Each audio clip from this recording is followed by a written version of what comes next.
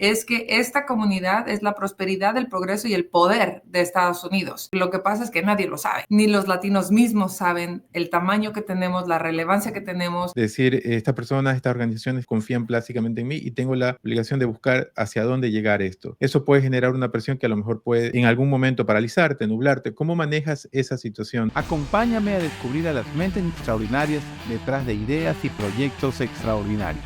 Bienvenidos. Buenos días, buenas tardes, buenas noches, dependiendo de la hora en la que nos lean, nos escuchen o nos vean, querida comunidad de Latin Minds.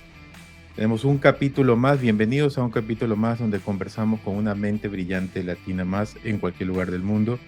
Y estamos con alguien especial, alguien que creo que van a disfrutar muchísimo la conversación y sobre todo el poder de su mensaje. Claudia Romo Edelman, bienvenida, ¿cómo estás?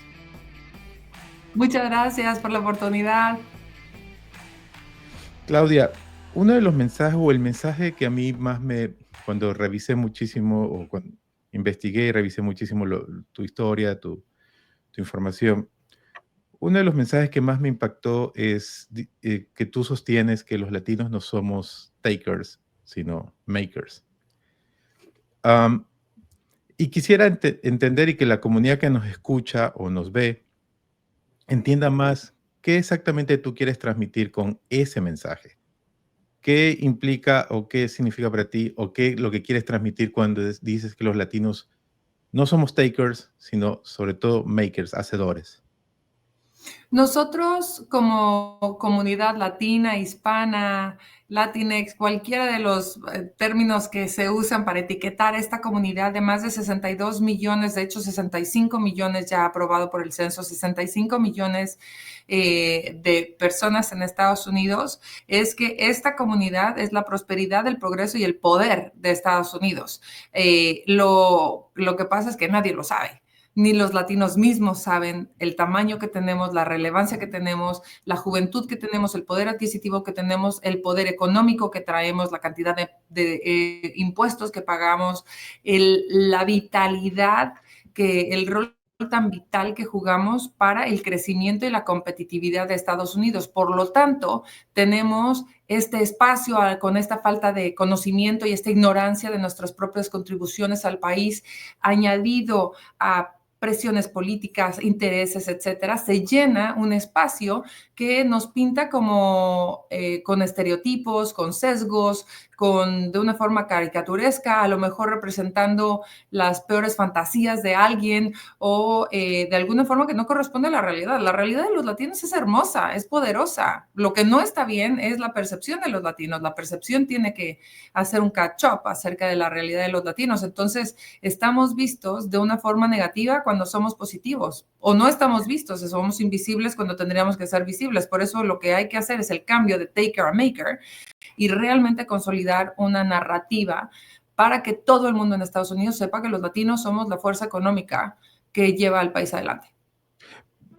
Pero me quedo con parte de lo que acabas de decir, sobre todo dijiste algo, nadie lo sabe. Eso es interesante, estamos en un mundo donde la información es lo que más se genera día a día y a una cantidades tan enormes que nos podemos llegar a la saturación.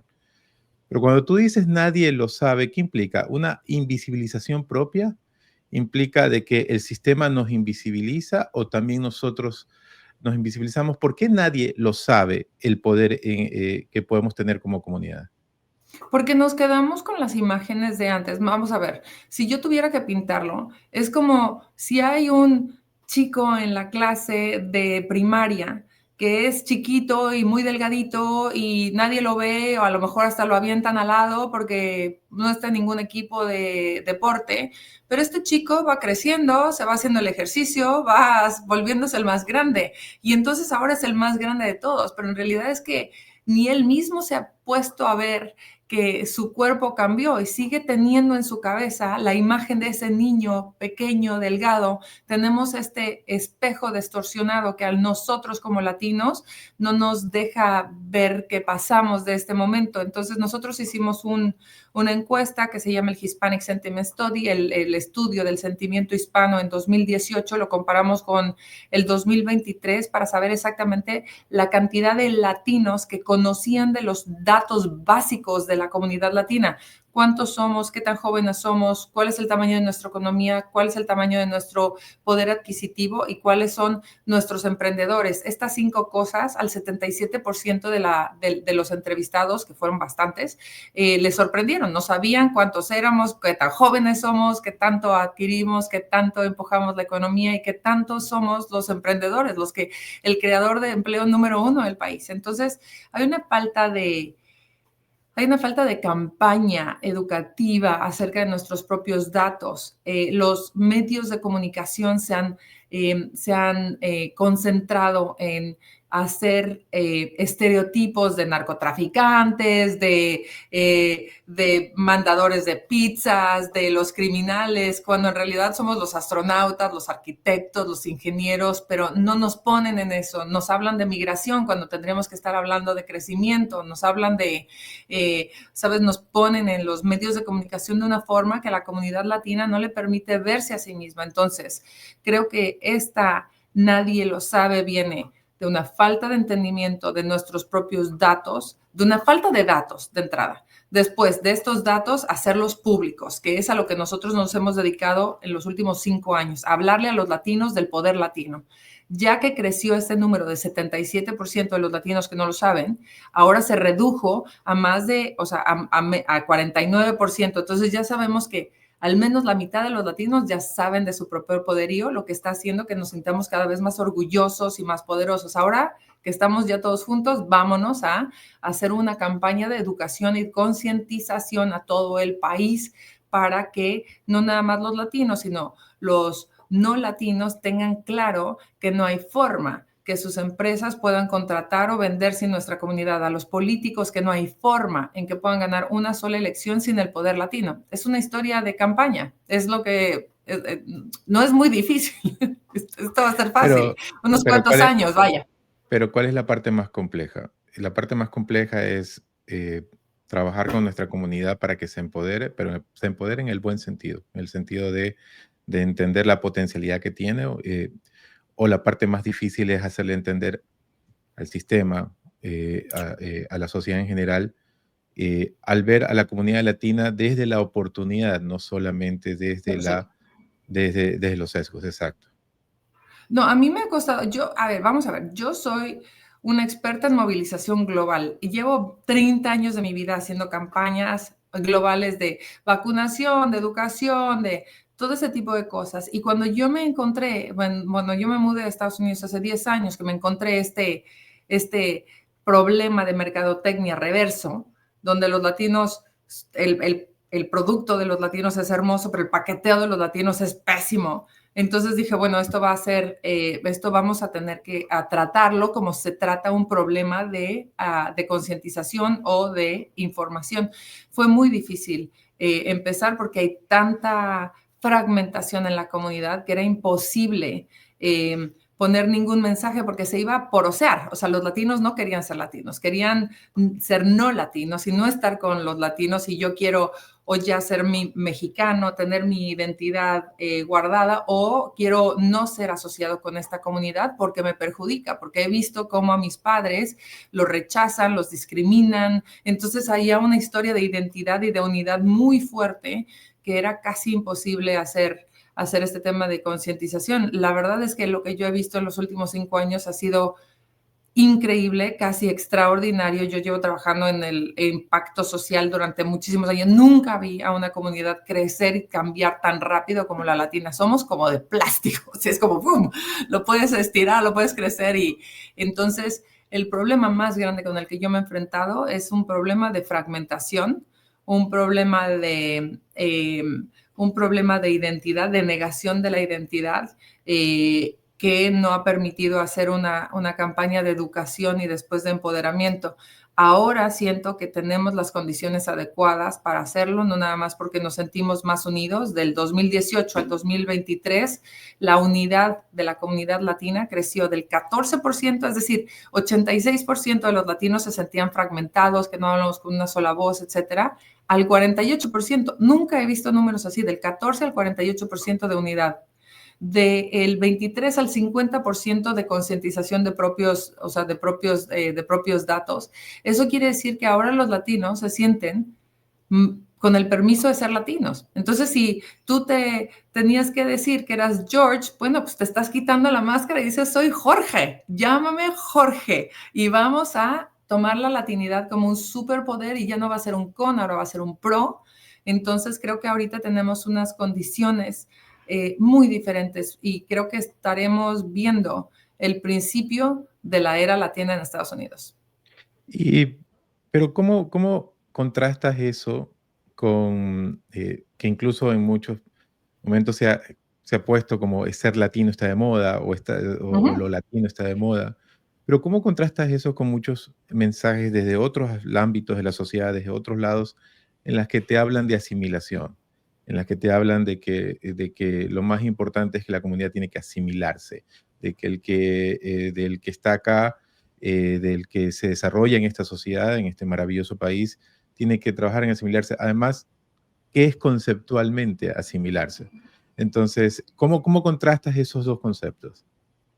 Es muy claro que el concepto de asimilación es generacional. Entonces, las abuelas, las madres, las abuelas definitivamente tenían 2 a 3 trabajos, los abuelos 2 a 3 trabajos, manos sangrando, llegando ¿sabes? De trabajos donde no se sentían valorados, no estaban bien pagados, o sea, todos los sacrificios que tuvieron que hacer para hacer que nosotros seamos la primera generación de latinos que realmente está terminando la universidad, tiene oportunidades corporativas de hacer senior positions, donde estamos en el resultado de esos trabajos, pero esa generación definitivamente la sufrió no nada más en paga laboral, sino también en rechazo, en discriminación, en xenofobia, en franco racismo, en el que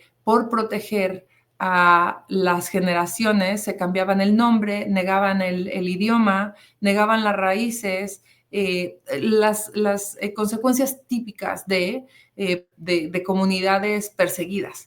Entonces, lo que está pasando ahora es que la gente de 45 a 50 años, más o menos, que esa es la generación que le llamamos el retro latino, está descubriendo a través de sus hijos, a través de Bad Bunny, a través de la música, a través de la cultura, a través de toda de este awareness, ¿no? Que hay de que ser latino es un superpoder y lo vamos a poner de moda y lo vamos a hacer cada vez más cool. Y entonces, en ese sentido, estás viendo que la asimilación que nuestros abuelos nos recomendaban como una herramienta de sobrevivencia está siendo superpuesta con mucho respeto por esta generación retro que está regresando a sus raíces, está regresando al idioma. En los últimos 5 años, del 2018 al 2023, el uso del idioma español subió del 60% al 76%. Los latinos quieren que les hables en español y en inglés. Están usando el Duolingo más que en ningún lugar. Quieren ver en su televisión una cosa entre Spanglish. Hay una valoración del acento de no es que sea idiota, señor, cuando tengo acento, es que hablo 2 idiomas. Hay esta historia de reclamo de identidad que está pasando que no se contrapone con la generación de asimilación que tenía como una herramienta de supervivencia y de poderse adaptar. Ahora, lo que es muy importante es saber que las elecciones han tenido un efecto muy duro en la comunidad latina, han abierto cuestionamiento de qué es ser latino, por qué si tú votas por alguien que no es latino te quieres volver blanco. O sea, hay un momento de reflexión en la comunidad que líderes como yo tienen que tomar con mano muy dura para evitar que volvamos a una fragmentación o a una negación de la identidad. Y me quiero quedar con el concepto de makers, ¿no? Y quiero regresar un poquito hacia atrás, hacia tu historia. Tú naces en Ciudad de México, creces en México, en un lugar donde tuviste también muchas imágenes o mucha presencia de personalidades fuertes, de mujeres fuertes. Entonces quiero investigar mucho más sobre quiénes han sido los makers durante tu vida, ¿no? Esas personas, esos hacedores que de alguna manera han contribuido a ser quien eres en este momento. Eh, durante tus principios, tu infancia y el inicio, ¿quiénes son esas imágenes que fueron para ti ese reflejo de fortaleza y de valores? Yo creo que las mujeres de mi casa, yo nací en un matriarcado, como seguramente muchas mexicanas, muchos mexicanos, que es algo que está pasando cada vez más. Estoy impresionada del México moderno. De verdad, yo me fui hace 30 años de México y me acabo de encontrar a este nuevo México a través de un grupo divino que se llama Distrito de Mujeres, que me iluminaron acerca de la nueva realidad del Modern Mexican Power, ¿no? Increíble. Pero para mí, mis makers fueron las mujeres de mi casa, mi abuela, mi madre, mi tía, donde veo a estas mujeres que mi, eh, mi abuela, de una familia muy aristocrática, mi abuelo le da un ataque, una parálisis, una embolia, se queda paralítica, ella con 5 hijos tiene que salir adelante, jamás en su vida había aprendido a hacer, nunca había trabajado y a salir adelante y a una historia de mujer muy normal, básicamente, o sea que saca las garras y vamos adelante. Mi mamá, basquetbolista profesional, parte de la selección nacional de básquetbol de México, que se enamora, tiene 3 hijos, se vuelve economista, a los 40 años decide que eso no es lo suyo y se vuelve actriz, ¿sabes? O sea, rompiendo todos los esquemas de una madre soltera que perdió 2 hijos, que tiene una hija superviviente, yo en medio viéndola empezar de nuevo su tercera carrera en la vida con no sin miedo, pero no dejando que el miedo la domine. Y mi tía, su hermana, con estos valores, estos principios tan bien puestos. Es decir, supongo que las mujeres con las que yo me rodeaba me enseñaron que todo es posible y que la muerte de mis 2 hermanos me hizo crecer en un ambiente donde decían, wow, qué fuerte eres, tan fuerte, más fuerte que la muerte, ¿no? Entonces crecí entre ver a personas que pensaban que todo era posible y al final del día pensar que yo era muy fuerte. Entonces, claro, yo me explico mi vida ahora, lo veo y digo, ¿en qué momento a los 20 años yo estaba luchando contra el SIDA, la tuberculosis, la malaria? ¿En qué momento pensé, bueno, pues es que fue una historia de ver a makers, ¿no? O sea, de ver a personas que lo hacen y que se avientan y que puedes ser economista y dejar tu seguridad por tomar el riesgo de ser una actriz y lograrlo. O sea, morir siendo una mujer famosísima, habiendo logrado todo lo que quieres. Y en mi propia vida he visto cómo esta mentalidad de los posibilistas, de la gente que cree que es posible, no nada más que son optimistas, sino que saben que es posible y van a hacer lo posible. He visto cómo el SIDA ya no es una realidad, ya eliminamos la transmisión de SIDA de madres embarazadas a sus bebés. Hemos visto cómo la erradicación de la pobreza se ha duplicado en los últimos 20 años, donde las mujeres tienen más acceso a la electricidad, al voto, a la educación que jamás en la historia. Entonces sí, o sea, I'm with the makers y yo creo que la invitación que yo tengo para toda la gente que está cerca de nosotros es que es posible y que vamos a hacerlo y vamos a hacer que esta comunidad latina deje de ser invisible y se vuelva visible y deje de ser un Y taker y se vuelva un maker. Claro, vamos. ahora bien, pero un maker a veces puede estar entre la delgada línea entre la audacia y la inconsciencia. Porque obviamente muchas cosas implican audacia, pero también puede ser inconsciencia. Eh, todo lo que tú viviste en tu entorno familiar, que es la parte de ver personas haciendo cosas, pero que al mismo tiempo ese hacer cosas y todo lo que acabas de describir puede generar también una situación en la que como niño o adolescente, joven, vas viendo que muchas cosas se mueven demasiado al mismo tiempo y que puede sonar muy caótico y que puede sonar muy estructurado. ¿Cómo todo eso de allí eh, eh, te permitió a ti fortalecer tu propio carácter y entender hacia dónde querías ir? Esa es la parte que creo que sería importante. Toda esa situación de hacer cosas, ahí fue donde a ti te inspiró el tema de yo quiero hacer cosas, es decir, quiero liderar cosas, quiero mover cosas, quiero moverme así todo allá, o hubo algún evento en específico que te movió a ti a hacerlo. A ver, nada más una corrección acá. Entonces, yo cuando hablo que los latinos son makers, en realidad es un data driven. O sea, yo no hago nada que no tiene una evidencia atrás. Lo que hace cuando tú trabajas en espacios como los que yo he trabajado, donde no tienes muchos recursos y tienes cosas demasiado grandes que hacer, tienes que estar basado en la evidencia, en los datos. ¿Qué dicen los datos? ¿Por dónde me voy? ¿Cuáles son las cosas que sí podemos cambiar? ¿Dónde está ese punto de inflexión en el vidrio que puedes pegarle ahí? Solamente hay un punto en todo ese ventanal que lo rompe. ¿Cuál es ese?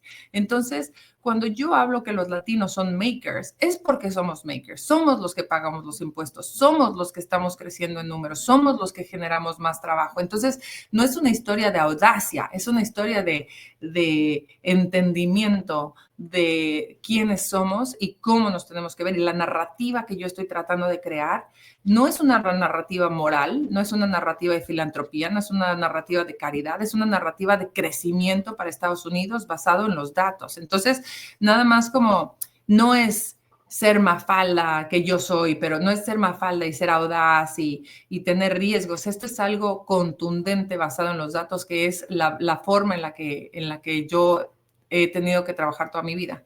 Ahora, para mi propia historia, tanto la muerte de mis hermanos, cuando tenían 18 meses cada uno, que fue una suerte o fue una mala suerte que ellos se murieran, no fue una buena suerte que yo no me muriera, pero básicamente eso, más cuando era joven tuve en el 1985 hubo una serie de terremotos en la Ciudad de México en los que yo por una experiencia, haberle salvado la vida a una niña que estaba atrapada en un edificio, me dio cuenta y lo hice gritando, tratando de traer a la gente adecuada para mover esa piedra. Entonces, cuando yo me di cuenta que mi voz podía salvar una vida, salvó una vida. Entonces, pensé que eso era lo más natural para mí. Mi papá se pasaba quejando de mí, decía, qué gritona, qué gritona. Entonces, bueno, me di cuenta que ser gritona no estaba tan mal y que quería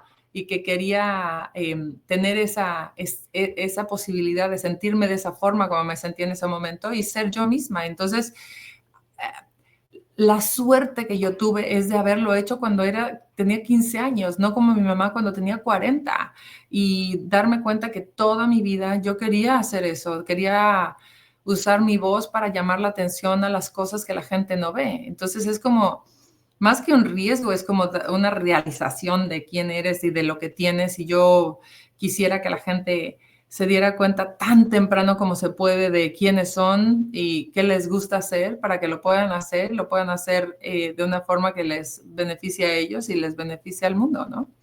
Y a partir de eso, entras en el mundo diplomático, entras durante una larga carrera y una espectacular carrera en diferentes lugares, desde embajadas, representando al gobierno de México, Naciones Unidas. Ahí lo que quisiera explorar un poco más fue qué makers o qué personas te impactaron en esa estructura de carrera. A veces la carrera diplomática puede parecer o sonar algo con mucha estructura, ¿no? Con donde se tiene que manejar las cosas mucho con pinzas, justamente porque se manejan relaciones de muy alto nivel, de mucho poder, y en la cual el tal vez liderar, incentivar y llevar cosas muy profundamente, muy activamente, puede tener muchos challenges. ¿Cómo lo conectaste eso allí? ¿Quiénes te inspiraron en esa parte, en ese momento de tu carrera, en esa estructura de tu carrera? ¿Qué makers conociste y cómo te fueron llevando a ti a forjar lo que estás haciendo?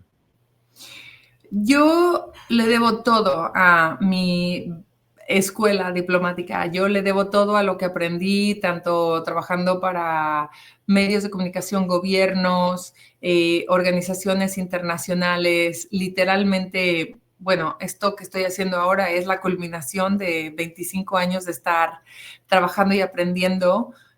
Todo lo que me quedó, creo que de lección más importante es en cada una de las organizaciones donde estaba, había ambiciones muy, muy grandes, casi imposibles de realizar. Y yo estaba siempre atraída a quienes tenían esos sueños de vamos a erradicar el SIDA, la tuberculosis, la malaria, ¿cómo vamos a hacer que los niños tengan educación? Entonces me iba naturalmente a seguir a quienes pusieron esos sueños, quienes tienen esas ambiciones y quienes crean esos planes para lograrse, porque normalmente se logran. Es decir, el mundo va mucho mejor, ¿no? De lo que, por más que pensemos que no está yendo bien, está haciendo progreso como nunca en la historia de la humanidad. Y lo que me di cuenta es que las personas en el liderazgo, en la creación de esos sueños, en la realización de esos planes, siempre tenían esta visión de sí es posible. Es decir, no me queda ni la menor duda que yo puedo trazar similaridades entre los líderes de las 20 organizaciones en las que trabajé, en las que hay un posibilista atrás de esos sueños que dirige la creación de un plan. Después hay organizaciones enteras que pueden ser más burocráticas que otras, etcétera, que lo hacen pasar o no pasar, en lo que sea, pero en realidad es que me quedé muy clara en que esos cambios tan enormes que hemos tenido en los últimos 30 años como humanidad, como planeta, vienen generados normalmente de personas que tienen esta actitud que no es nada más optimista, es cómo lo hacemos posible. Es un optimismo, posibilismo que tiene perseverancia, tiene determinación, tiene capacidad de levantar sueños, dinero, que tiene una combinación de cosas que para mí es muy interesante y que yo le llamo posibilista, porque es más o menos lo que he visto, es como mover lo imposible a lo posible.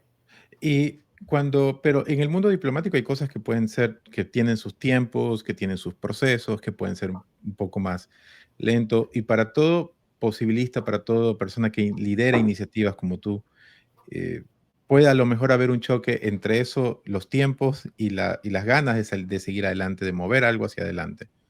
Bueno, ¿Cómo? pero esa es la ventaja de no estar en el mundo de la política, que no tienes no tienes las presiones, es un maratón, entonces hay que prepararse para el maratón. Yo cuando entré al mundo latino estaba segura que esto no iba a ser una historia de un año. La verdad es que me está tomando un poco más de lo que pensaba, pero el cambio nunca es, el cambio sistemático nunca es rápido. Y de hecho, todos los cambios rápidos tienen la tendencia a caer rápido igual.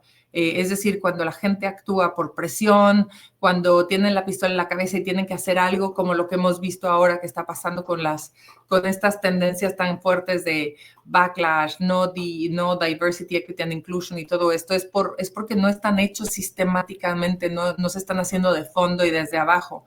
Pero sí, o sea, hay que tener una endurance y una determinación, una historia de caballo y saber que no tienes presiones de cambiar de liderazgo tan rápido. O sea, para mí, tener mi propia organización me da muchísima flexibilidad en saber que lo único que tengo que hacer es manejar bien a los donantes, que sepan que esto es algo que nos va a tomar tiempo, pero que va a ser muy bueno para todos. Y después de una carrera tan exitosa y tan larga en el mundo diplomático, ¿por qué decides cambiar completamente algo y empezar a liderar una nueva causa? ¿Por qué decides, te mudas a Estados Unidos o decides vivir en Estados Unidos y empezar inmediatamente? ¿Cuáles fueron, Driven? Yo leí en en una entrevista que contabas ciertas anécdotas o historias, por ejemplo, que ibas a un café, siempre conversabas con el mismo mesero, que tú le hablabas en español y él siempre te hablaba en inglés a pesar de que tú sabías de que él hablaba español. Ah, ¿Cuáles fueron esos pequeños detonantes que te hicieron llevarte a ese cambio de vida? Porque a lo mejor lo más sencillo para una persona que tiene una carrera tan exitosa en el mundo diplomático es seguir allí, o de alguna manera u otra buscar desarrollarse en el mundo de la filantropía o ese tipo, más que ir a liderar causas. ¿Cuáles fueron esas cosas que a ti te llevaron hacia allá, a ese cambio y a querer liderar esto?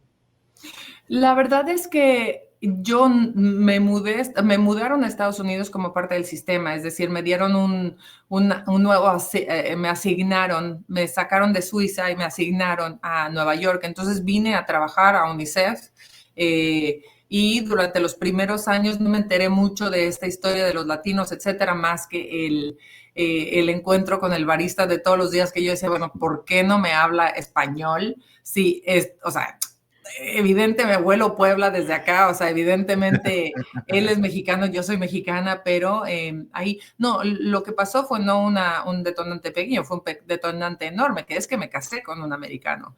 Entonces fue en ese momento donde me di cuenta que por mi decisión de haberme casado con un americano, mi hija estaba predeterminada a hacer 50% del salario simplemente porque ahora iba a ser latina. Eh, porque, porque vivir en Estados Unidos te penaliza cuando eres latino, ¿no? Si eres latino, ganas menos, te abren menos las puertas, tienes discriminación. Entonces fue cuando dije, no, a ver, espérame tantito.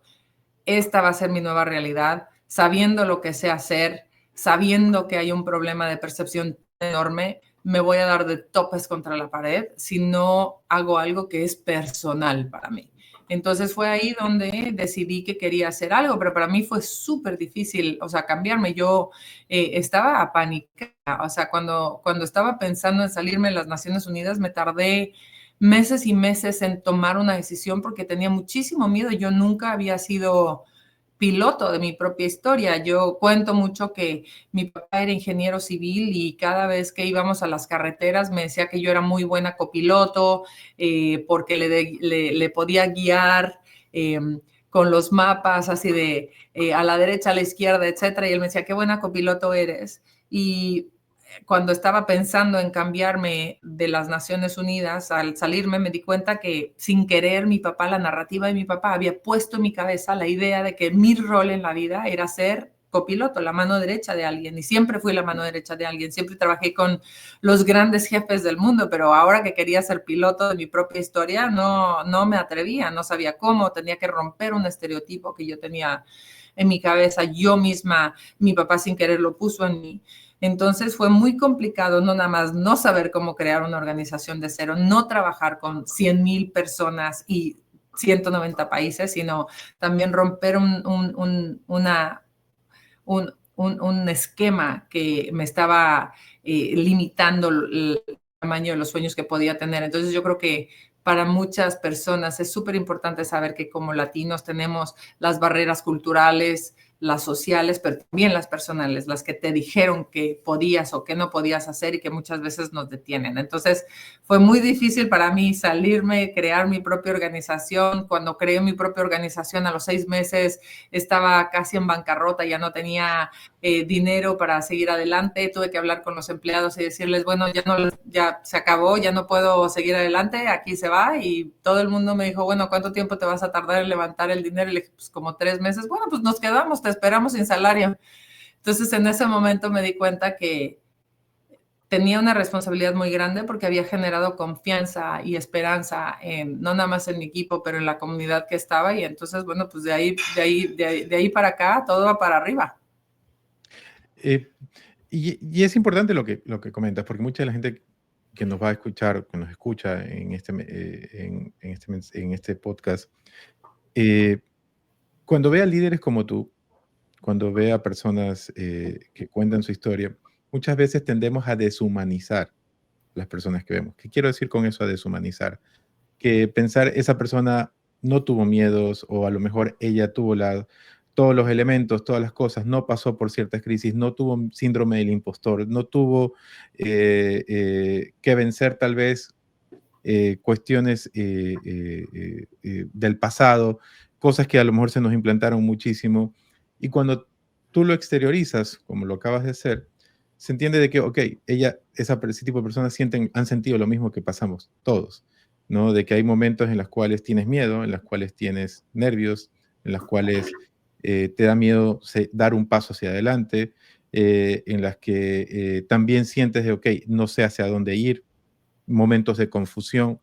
Y en ese camino que tú has hecho y que tú empezaste y que empezaste a trabajar, ¿Has tenido esos momentos, has tenido ese momento de, por ejemplo, decir, como acabas de decir, 6 meses en bancarrota, pero has tenido momentos en los cuales dices, a veces siento que lo que hago día a día no tiene, no tanto sentido, sino como que no está teniendo la respuesta que yo quiero? ¿Cómo manejar eso? ¿Cómo has manejado tú mentalmente esa situación de las barreras que seguramente has encontrado y has ido encontrando muchos? Entonces, ¿cómo lo has ido manejando tú? Es muy común no poder llegar a los cambios que quieres, sobre todo a nivel output, ¿no? Quiere decir a nivel impacto. A mí me, a mí me hubiera encantado, eh, a mí me hubiera encantado poder en los momentos de duda recordarme que es un camino largo y que estamos en lo correcto, pero es difícil. Es decir, yo creo que lo que para nosotros funciona es saber cuál es el problema que queremos resolver, cuál es cuál es la solución final que queremos hacer y cuáles son las actividades que tenemos que hacer para hacer ese cambio. Y lo que hay que revisar son las actividades, ni el problema, ni el outcome que quieres. Entonces, es decir, lo que tienes que revisar es si tú tienes la estrategia adecuada para influir en el cambio que necesitas hacer para llegar al cambio adecuado. Y ese cambio, esa revisión yo la hago muy seriamente. Creo que casi tortuosamente estoy revisando, entonces constantemente estoy eh, haciendo análisis de la estrategia para saber que tenemos la estrategia adecuada. Tengo un consejo directivo al que lo vuelvo loco, o sea, con llamadas constantes. Vamos a revisar que lo que estamos haciendo es adecuado porque no tenemos muchos recursos y tenemos ambiciones muy grandes. Entonces, yo creo que tener la estrategia adecuada es el camino que lleva muchas personas. Si preguntas a todos los donantes o a lo mejor a todos nuestros socios, se han preguntado seguramente durante los últimos 5 años qué es lo que hacemos realmente, porque hacemos muchas cosas para saber o sea, para testear si la estrategia es la adecuada, y cuando la encontramos, entonces nos metemos muy grande sin tener que publicarlo tanto. Entonces, yo les agradezco a todos nuestros donantes, a toda la gente que nos ha apoyado, a toda la gente que nos ha seguido, que han seguido con nosotros a pesar de no saber exactamente qué hacemos. Es así de Hispanic Star y Claudia hacen cosas, yo estoy segura que hacen mucho, pero no estoy segura qué. Y es porque estamos siempre en fe de tener una estrategia muy adecuada. Yo ahora tengo claridad de la estrategia que tenemos por los siguientes 5 años. No me queda ni la menor duda que tenemos la estrategia adecuada en el momento adecuado con las actividades adecuadas. Entonces, seguramente cuando llegas a momentos así de que no hay duda, hay que meterse a todo lo que da como rinoceronte, o sea, sin duda, y vámonos hasta el frente, porque va a haber muchos momentos en los que no vamos a ver el cambio tan rápido, pero no hay que moverse. Y ahí me surgen dos dudas, hablando a nivel personal tuyo, a nivel de liderazgo, porque muchos de los que nos escuchan son líderes y personas que lideran grupos y organizaciones. Primero, ¿cómo te contienes a ti misma? ¿Y qué quiero decir con eso? Eh, Personalidades en liderazgo, tú tienes muchas cosas que hacer. Seguramente tu cabeza está 5, 10, 15 años hacia adelante, de cómo tú lo visionas, de cómo tú lo quieres ver, a dónde quieres llegar. El tema es que a veces es una escalera que vas paso a paso, y el problema es que a veces tu cabeza quiere ir más rápido, y eso genera ciertos riesgos. ¿Cómo te contienes a ti misma? ¿Qué elementos tienes como para decir, a ver, quiero llegar hacia allá, pero tengo que hacer primero esto de acá y ir paso a paso para llegar hasta allá? Ujú. No, eso es, creo que sí, esa es una respuesta que yo te daría bien diferente de la de mi equipo, seguramente, pero, o mis hijos, no, también. Pero, mira, de mi parte, a mí me queda muy claro quién soy, y me queda muy claro que yo soy una persona creativa, visionaria, colaborativa y estratega. Yo soy un desastre en implementación, en ejecución, en organización, o sea, entonces, me queda muy claro quién soy y quién no soy. Entonces, yo, por ejemplo, descubrí cuando me puse mi propia organización que tenía que hablar. Yo en mi vida había hecho un discurso antes de poner Hispanic Study World Human. O sea, yo siempre los escribía, pero jamás hablé, ¿no? Jamás en mi vida estuve en el ojo público, jamás. O sea, en las Naciones Unidas hay una escuela que o tomas el crédito o haces que las cosas pasen, y yo era una doer, o sea, yo era así de get things done. Entonces, para mí, entender que, bueno, o sea, soy buena hablando y tengo que hablar, porque esa es la voz de lo que, esa es la inspiración, o sea, esa es la inspiración y la educación y el equipamiento que tengo que hacer a través de mi propio storytelling.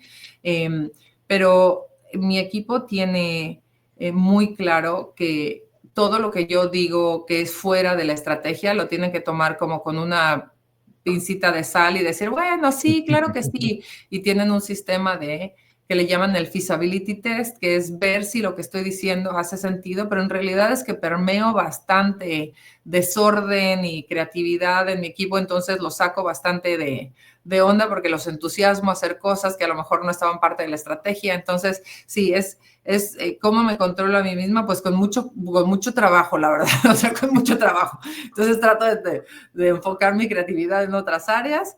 Sé quién soy y sé que hay muchas veces que esa es la parte más difícil de los fundadores, ¿no? O sea, cuando tú eres un founder de una organización, ya sea non-for-profit o for-profit, bueno, o sea, tú has creado algo, es tu bebé, es tu idea, y seguramente es muy tan bueno como disruptive, entonces pues hay que saber contenerse. Es una lucha todos los días.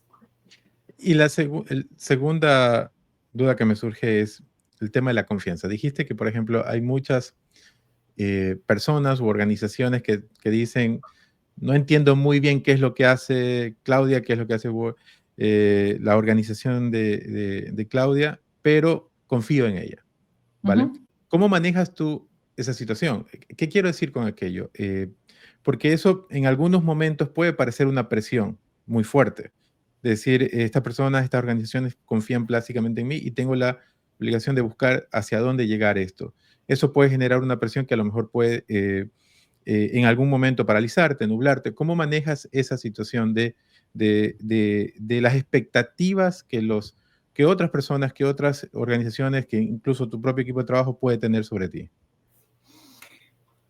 Bueno, entonces ahí, por ejemplo, lo que sí me queda muy, muy claro es que el cambio es deseable, es benéfico para todos y que es lento. Entonces, o sea, en cada una de las organizaciones en las que he trabajado, me hubiera encantado que todos como organización hubiéramos podido decir, sí, ya, bueno, vamos a encontrar la cura para el cáncer en 2 semanas, pero no es posible. O sea, tú no sabes cuándo lo vas a hacer, pero lo que sabes es que estás haciendo todo lo posible y poniendo los mejores recursos para que esas condiciones lleguen.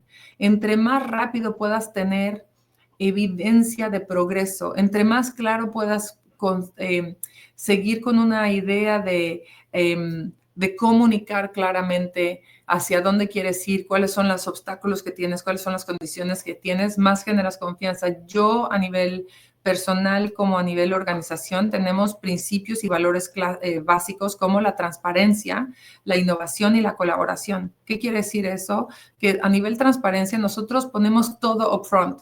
Lo que hacemos, lo que logramos, lo que no logramos, los errores que tenemos. Somos una organización innovativa, por lo tanto, bueno, sí, vamos a cometer errores, o sea, porque no tenemos tantos layers y tantas capas para entonces estar diciendo, bueno, burocracia número 1 es, primero vamos a poner en prueba en 7 ciudades en grupos. No, o sea, vamos a intentar algo porque todos pensamos que es lo mejor y lo vamos a intentar. Si fallamos, bueno, ya está, ¿no? O sea, nos levantamos porque así fue la historia. El día que lanzamos Hispanic Star, la página de internet, el día que lo lanzamos, la página de internet se cayó.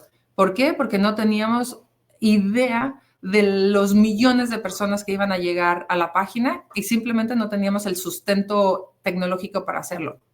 O sea, los medios de comunicación, todos los partners que estaban esperando ese lanzamiento no podían entrar.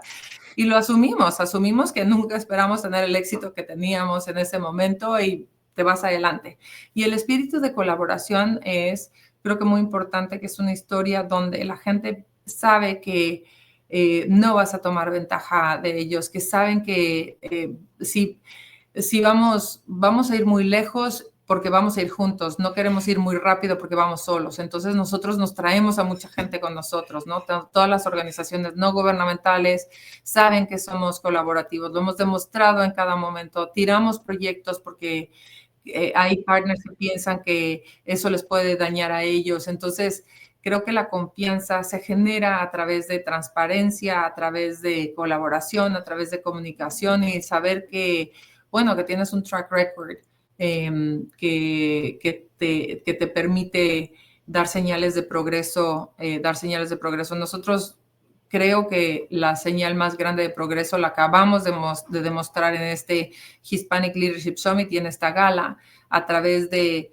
datos concretos de unidad, o sea, de todos nuestros indicadores, pero también a través de testimonios, ¿no? A través de las personas que vinieron y que se tomaron el riesgo de estar en la plataforma con nosotros y decirnos, mi vida cambió gracias a esta organización porque ahora me siento con el permiso de ser latina, ahora tengo más acceso a las cosas que tenía, ahora siento que mi acento es un pro y no un con. Entonces, entre más rápido puedas llegar a ese punto, yo creo que más confianza puedes generar y la confianza, no me queda ni la menor duda, que es uno de los factores más importantes de crecimiento para cualquier líder, sobre todo un fundador. Para esta última parte quisiera detenerme en lo que en este momento estás liderando, pero sobre todo en la parte conceptual, en tu visión. Y quisiera que toda la comunidad entienda cuál es tu visión detrás de cada concepto que has ido creando. We are all humans. ¿Cuál es el concepto o la visión que tú tienes detrás de ese concepto? Bueno, World Human es como la organización debajo de Hispanic Star. Entonces, nosotros nos vamos a dedicar en los siguientes 5 años a hacer público este concepto de Hispanic Star, que es la marca que representa el empoderamiento latino, la unidad y el orgullo latino. Es decir, cuando te pones a pensar en este conglomerado de mexicanos, peruanos, venezolanos, etcétera, que somos los latinos, dices, bueno, ¿y cuál es el símbolo de los latinos? Entonces nosotros hemos creado esto, no estoy segura que se pueda ver por ahí, este símbolo que Sí. es una marca. Entonces lo que vamos a hacer es, este símbolo lo que quiere hacer es una forma, es una bandera. Y queremos muchas banderas, por cierto. O sea, ya muchas empresas lo están poniendo, pero queremos una bandera. A través de la cual los latinos dicen, claro, la estrella de la bandera americana, la ñ, el virgulillo de español o de portugués, eso somos nosotros, 200% de persona. Cuando vives en Estados Unidos eres 100% americano, pero también 100% latino, o a lo mejor hasta 300% si le ponen 100% mexicano, 100% algo más. Entonces, el concepto atrás de Hispanic Star es un concepto que permite que los latinos sean parte de este universo de estrellas que tiene Estados Unidos, donde nosotros también brillamos. O sea, decimos en inglés, America is made of stars and Hispanics are one of them. Entonces, no tendríamos por qué no brillar nosotros. Sabemos que hemos contribuido al país durante los siglos y siglos. Lo que tenemos es una nube cubriendo nuestro brillo. Entonces, nuestra campaña en Hispanic Star es remover esa nube para que todo el mundo pueda ver que los latinos somos los contribuidores económicos más poderosos de Estados Unidos. Ese es el concepto atrás de Hispanic Star. Un cambio de narrativa, una unificación de latinos y un reconocimiento a nivel nacional y global. En el podcast A la Latina, tú conversas con latinas que están en puestos C-suite o puestos de liderazgo en Corporate America. Y quisiera entender qué buscas y persigues, o sea, cuál es la parte de visión que buscas en dar visibilización y en esas conversaciones que tienes allí. Es lo mismo, o sea, es decir, ¿cómo vamos a brillar como latinas? Bueno, pues teniendo role models, teniendo el playbook y teniendo las redes de contacto que necesitas. Entonces, entrevistamos a las que ya lo hicieron, o sea, que ya lo lograron, estar en Corporate America, y vemos cómo nos pueden dar su recetario. para hacerlo a la mitad del tiempo con la mitad de los golpes, ¿no? O sea, para abrirle la puerta a millones y millones, pero es lo mismo, es una historia, es Hispanic Star a la latina, que es cómo vamos a hacer que las latinas brillen teniendo ejemplos, teniendo playbooks y conectándolas entre ellas. Y por ejemplo, ¿cuáles las acciones concretas que tú persigues a través de estas iniciativas? O sea, por ejemplo, hacia dónde quieres llegar? ¿Hacia dónde, con qué acciones concretas quieres hacer y hacia dónde quieres llegar con lo que estás haciendo? ¿Cuál es tu objetivo principal?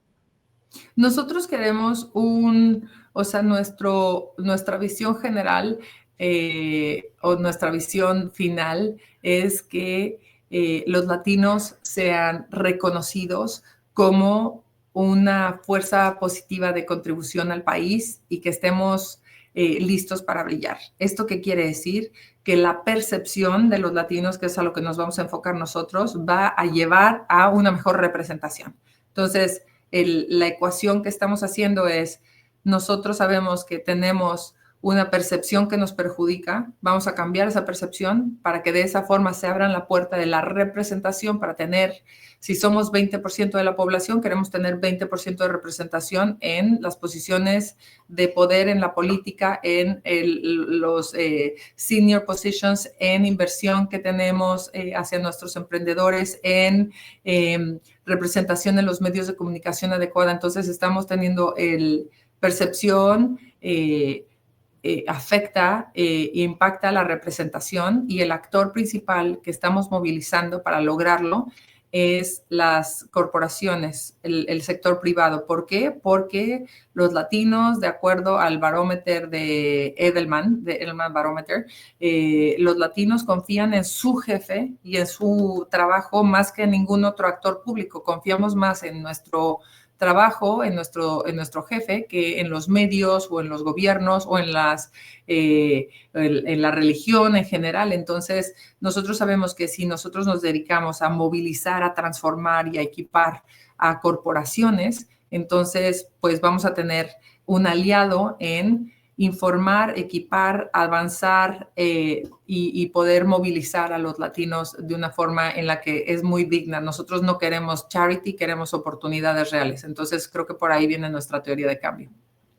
¿Y cuál es la parte que para lograr esos objetivos tenemos que hacer nosotros como comunidad?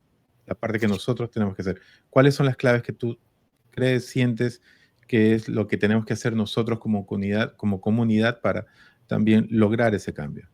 Nosotros tenemos ya o sea, lanzamos este año los 10, no son los 10 mandamientos, pero los 10 principios para ser un latino líder en el país y qué significa, o sea, estar enganchado, cuál es tu rol. Entonces, empieza desde ser factivista, ¿no? O sea, entender tu rol como canal de comunicación. Entonces, aprenderte los datos, hablar de los datos, no tienes que ser activista como yo, pero sí factivista. Esperamos que cada uno de los latinos sepa las 10 cosas más importantes de la comunidad y se las repita a su club de deporte, a su iglesia, a su empresa, a su familia, a su abuelita, para que todos sepamos, porque tenemos un problema de información y de concientización.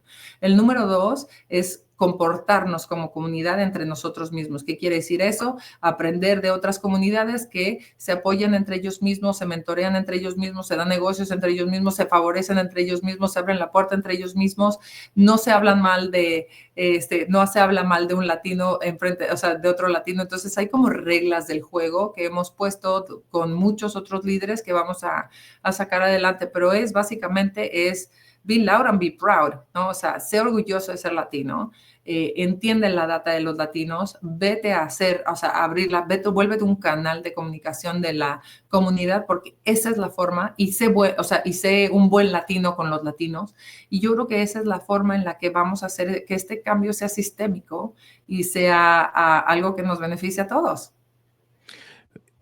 Una de las cosas que más admiro del mensaje que das, y lo acabas de mencionar hace unos minutos, es el tema de mostrarle por ejemplo, a las corporaciones o de ver el tema no por un tema de caridad, sino por un tema de oportunidad. Sí. Creo que ahí está la clave fundamental, porque como comunidad a veces creo que hay un discurso demasiado victimista, demasiado desde el punto de vista de la victimización o desde el punto de vista, y no mostrarnos como realmente somos una oportunidad de talento, una oportunidad de mercado, una oportunidad en tus propias cifras. Tú dices que si fuéramos un país, fuéramos la quinta economía mundial. Entonces, mostrarlo a partir de eso. Entonces, eh, para finalizar, ¿dónde está fundamentalmente la oportunidad para esa comunidad latina? O sea, ¿dónde tú eres los key points que tú le dices a una corporación? Mira, aquí estamos hablando estrictamente en qué puedes ganar. ¿Qué es lo que puedes ganar aquí?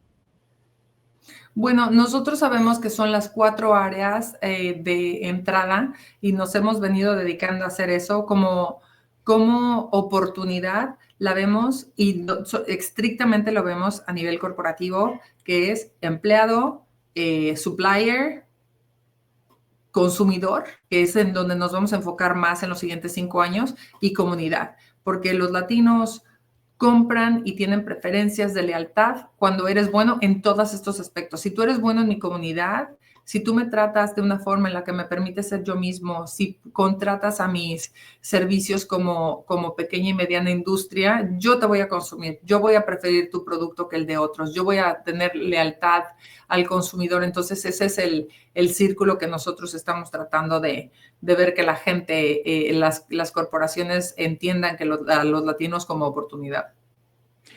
¿Cuál es tu próximo paso? Pero a nivel personal, como Claudia Romo, tienes una vida con una carrera exitosa y poderosa en el mundo diplomático, incentivas y lideras organizaciones que manejan un mensaje muy poderoso.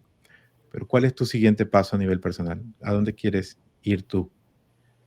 Lo que me queda claro es que o sea, lo que estamos haciendo funciona y está funcionando, y vamos a seguir tan estratégicos como podemos, laser focus en lo que tenemos que hacer. Y parte de lo que eso implica es que yo, bueno, pues tenga una voz más grande.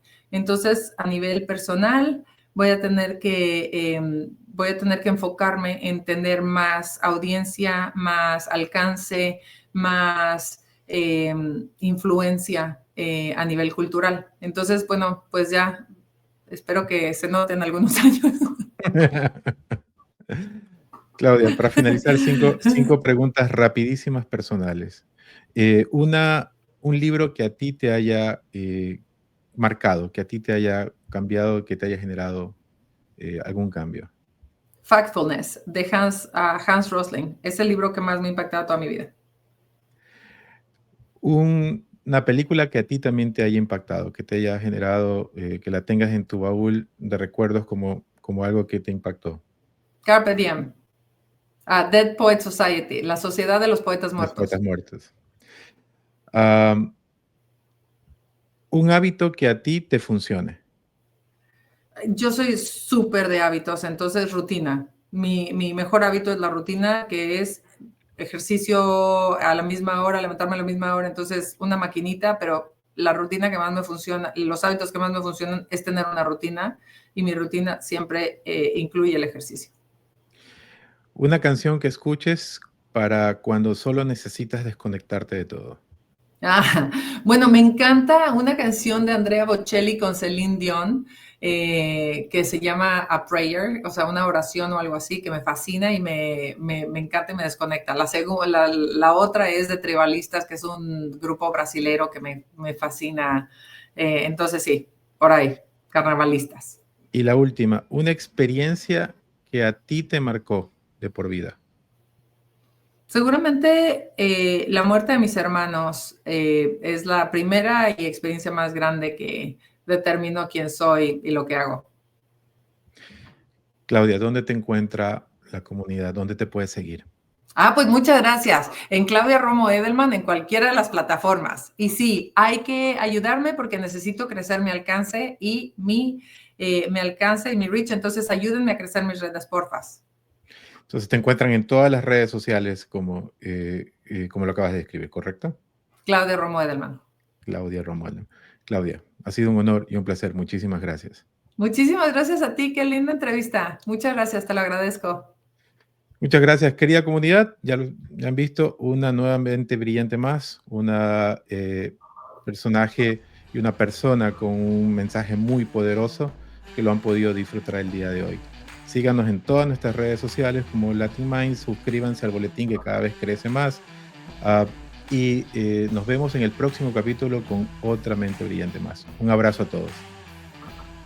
Estoy seguro que también estás inspirado por esta gran historia de este gran emprendedor. Y ayúdanos dejándonos 5 estrellas para que más personas puedan escuchar estas historias positivas y reales.